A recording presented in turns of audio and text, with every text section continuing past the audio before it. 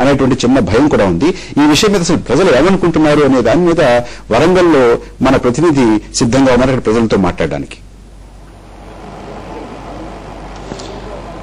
ధన్యవాదాలు ప్రభాకర్. ప్రస్తుతం మనం హన్మకొండలోని గురువసింహం ప్రాంతంలో ఉన్నాం. మన మధ్య వీరంతా ఉన్నారు. వీరంతా అసలు సిసలు ఇందిరమ్మ లబ్ధిదారులు. వాస్తవానికి వీళ్ళకి రేషన్ కార్డులతో లింక్ పెట్టారు. అంటే ముందు బోగస్ రేషన్ కార్డుల ఏర్వేత ప్రక్రియ తర్వాత ఆ తర్వాత ఇందిరమ్మ బిల్లులను పూర్తి చేయాలని ప్రభుత్వం భావిస్తుంది. అదే వరంగల్ జిల్లాలో 4,25,000 ఇళ్లను ఇప్పటికీ మంజూరు చేశారు. ఇందులో కేవలం 50% మేర పూర్తయ్యాయి. పూర్తయిన ఇళ్లలో దాదాపు 90,000 బోగస్ ఇళ్లుగా గుర్తించారు. కొంతమంది బాధితులు ఉన్నారు, అసలు లబ్ధిదారులు ఉన్నారు. వారిని అడిగి తెలుసుకున్నాం. చెప్పండి, మీకున్న సమస్య ఏంటి? వాళ్ళు ఇల్లు కట్టుకున్నారా లేదా? కట్టుకున్నాం సార్. ఫస్ట్ బెడ్ లెవెల్ తర్వాత ఫోటో దిగాలన్నారు సార్. బెడ్ లెవెల్ తర్వాత ఫోటో దిగినాం. 7,000 ఇస్తారు, సిమెంట్ బస్తాలు ఇస్తారన్నారు సార్. లేదు, తర్వాత లెంటల్ లెవెల్ దిగండి అమ్మా, అది ఇది కల్పిస్తామన్నారు సార్. అప్పుడు మళ్ళీ ఫోటో దిగినాం. లెంటల్ లెవెల్ అయిపోయింది. మళ్ళీ తర్వాత స్లాబ్ కూడా పడ్డది సార్. తర్వాత స్లాబ్ పడ్డ తర్వాత ఇస్తాం 3 బిల్లులు ఒకటే సార్ అమ్మా, ఏం కాదు దిగండి అన్నారు. అన్ని అయిపోయినాయి. అయిపోయిన తర్వాత ఇప్పుడు మీ కార్డు తప్పు, మీ కార్డు చెల్తలేదు, ఇది 2 కార్డులు ఉన్నాయి, 2 బిల్లులు వచ్చినాయి మీ ఇంటి పేరు మీద అంటాను సార్. ఇంతవరకు 2 ఇల్లు కట్టుకున్నారా? లేదు సార్, మాకు ఒకటే ప్లాట్, ఒకటే కార్డు, ఒకటే ప్లాట్, ఒకటే కార్డు ఉంది. ఇది 2 కార్డులు అంటున్నారు సార్. మేము తిరగబడి చాలా రోజులు అవుతుంది. ఇంతవరకు ఒక బిల్లు వచ్చింది సార్. ఒక బిల్లు వచ్చింది, దర్వాజా లెవెల్ చేసినాం. దర్వాజా లెవెల్ చేసినా 70,000 దాకా పెట్టిన అప్పులు వచ్చి. మీకు కూడా సమస్య ఇల్లు కట్టుకున్నారా? మేము కట్టుకున్నాం సార్. మాకు కరెంటు లేదు, నీళ్ళకు ఇబ్బంది అవుతుంది. చీక పడితే పిల్లలతో భయపడుతున్నాము. మాకు ఒక బావి ఉంటే బావి కడిగి పోతే 10 మంది నుంచి చదువుకుంటే రేగడి భూమి జారి పడితే నాకు కాలు బొక్క ఇరిగింది.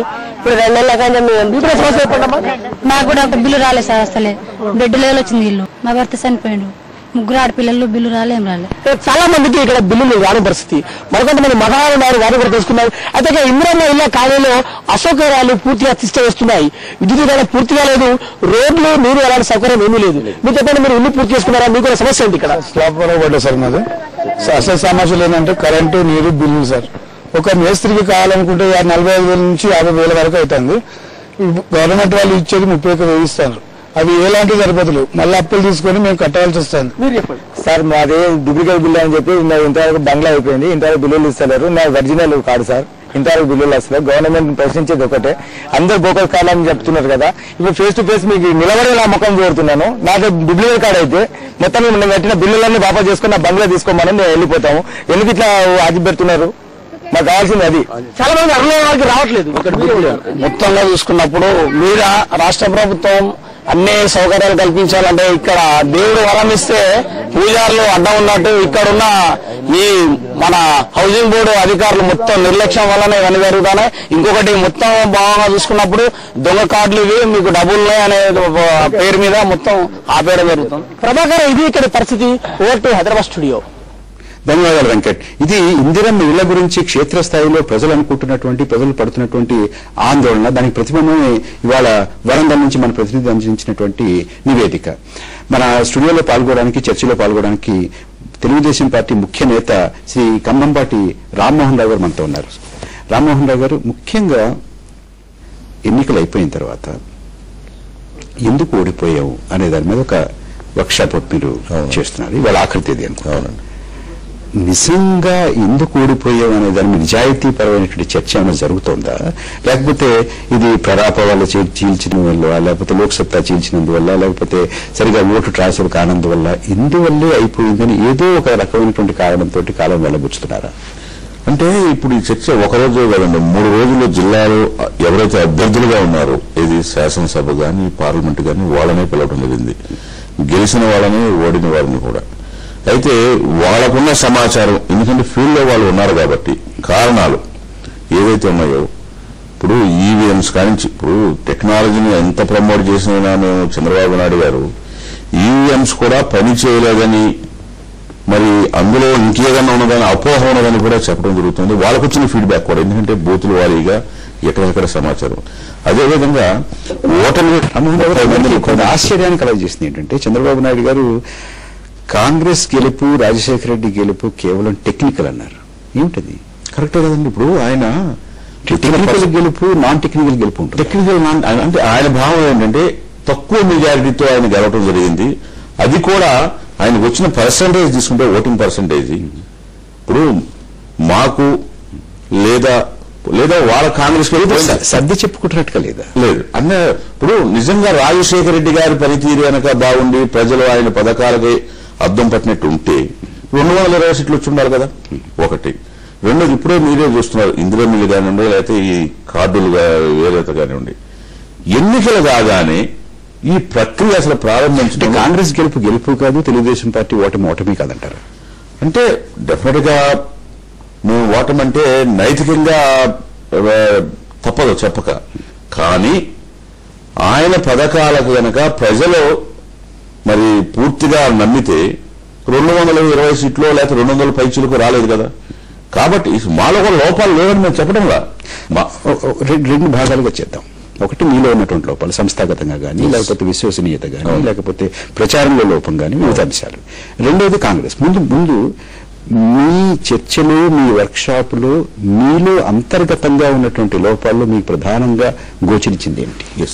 మాకు ఏంటంటే ఏదైతే అభ్యర్థుల సెలక్షన్ అంటే క్యాండిడేట్స్ ని కొంత డిలే చేయటం, అంటే ఆఖరి వరకు ఉండటం అనేది ఒకటి. ఈసారి ఏంటంటే ఒక కొత్త పరిస్థితి రావడం జరిగింది. ఏదైతే మహాకూటమిగా ఏర్పాటు చేసుకోవటం వల్ల అసలు అది ఏర్పాటు అవటమే కొంత ఆలస్యమైనది. అయిన తర్వాత ప్రజలలోకి వెళ్లిన విధానం మాకు తెరాసతోటి పొత్తునేటువంటిది నా అభీష్టం కాదు, నాయకులందరూ బలవంతం చేసి మీరంటే మేము తెరాసతో పెట్టుకున్నాం చంద్రబాబు నాయుడు గారు అన్నారని వార్తలు వచ్చాయి. కరెక్ట్, వాస్తవమే, కరెక్టే కదా. ప్రజా ఇప్పుడు అంటే ఇవాళ చింతిస్తున్నారా? అంటే చింత అంటే ఇప్పుడు దాని మీద ఇవాళ కూడా ఫైనల్ డే ఇంకో రోజు ఉంది. ఇప్పుడు ఏ రాజకీయ పార్టీ శ్రీనివాస్ యాదవ్ గారు లేవనెత్తినటువంటి సమైక్యవాదాన్ని మనం విడనాడినందు వల్ల మన ఓటమి జరిగింది అనేటువంటి మరి కనపడుతుంది, మన కళ కనపడుతుంది కదా. ఇప్పుడు గ్రేటర్ వర్క్షాప్ లో అది బలంగా బయటకు వచ్చిందా? ఇప్పుడు అది హైదరాబాద్ లో విజయరామారావు గారు ఏదైతే అధ్యక్షుడుగా ఉన్నారో గ్రేటర్ హైదరాబాద్, ఆయన కూడా చెప్పడం జరిగింది. అదేవిధంగా నిజామాబాద్ జిల్లా నుంచి వచ్చిన శ్రీనివాసరెడ్డి గారు కూడా చెప్పడం జరిగింది, ఆ జిల్లా అధ్యక్షుడుగా ఉన్నాడు. అందువల్ల తెలంగాణ ప్రాంతంలో ఇక్కడ పంధా మారే అవకాశం ఉందా? దీని దృష్ట్యా చూస్తే ఇక్కడే క్రెడిబిలిటీ క్వశ్చన్. మళ్ళీ ఇప్పుడు మేము 2004లో వెళ్ళినప్పుడేమో సమైక్య మీద వెళ్ళాము. ఈసారేమో వీళ్ళు కోరుకుంటున్నారు 2008 ఉప ఎన్నికల్లో కూడా సమైక్య మీద వెళ్ళాం. సో అప్పుడు మరి ఫలితాలు రాలేదు. అందువల్ల ఇప్పుడు కావాలని 2008 వచ్చాయి, 8 కూడా ఇంకా ఎక్కువ వచ్చి ఉండొచ్చు, అనుకున్నంతగా రాలేదు. అందువల్ల సో అయితే ఇప్పుడు ఇక్కడ నిన్న ఇవాళ జరిగిన వర్క్షాప్ లో కూడా చర్చలకు అందరి అభిప్రాయం కూడా తీసుకోవడం జరుగుతుంది. అంటే ఏ రాజకీయ పార్టీ అయినా కానీ వాళ్ళ ప్రజాభిప్రాయానికి అనుగుణంగా నడుచుకోవాల్సిన అవసరం ఉన్నది. ఇప్పుడు ప్రజా సమస్యల మీద పోరాటం చేయటం, వాళ్ళ అభిప్రాయాలను కూడా అలా అయితేనే మనుగడ ఉంటుంది. కాబట్టి ఇప్పుడు కూడా పందా మారుతుందా అంటే అది ఇమీడియట్ గా లేదా నేను చెప్పేది కాదు, కానీ పార్టీలో చర్చ జరగాల్సిన అవసరం ఉందనేది శ్రీనివాసరావు గారు చెప్పారు. అయితే నిన్న ఒక పద్ధతి, ఇవాళ ఒక పద్ధతి, లేకపోతే క్రెడిబిలిటీ కాబట్టి పార్టీ ఒక నిర్ణయం తీసుకున్న తర్వాత కారణాలు ప్రజలు కూడా చెప్పాల్సిన అవసరం ఉంది. తెలంగాణ మీద సంతృప్తికరమైనటువంటి ఫలితాలు ఈ వర్క్షాప్ నుంచి మీకు వస్తున్నాయి. ముందు పార్టీ యొక్క నడక ఎలా ఉండాలనేటువంటి మార్గదర్శనం కూడా మీకు ఈ వర్క్షాప్ నుంచి దొరుకుతుంది, సంతృప్తి ఉంది. రామ్మోహన్ రావు గారు, మధు గారు, మీరు స్టూడియోకి వచ్చి మాతో మీ ఆలోచనలు పంచుకున్నందుకు, అలాగే తన నివాసం నుంచి లైవ్ లో మాతోటి మాట్లాడినటువంటి రాష్ట్ర పౌర సరఫరాల శాఖ మంత్రి శ్రీ జూపల్లి కృష్ణారావు గారికి మీ అందరికీ కూడా ధన్యవాదాలు తెలుపుకుంటున్నాను. మాకు ఎంతకన్నా సమయం లేదు. నమస్తే ఆంధ్రప్రదేశ్.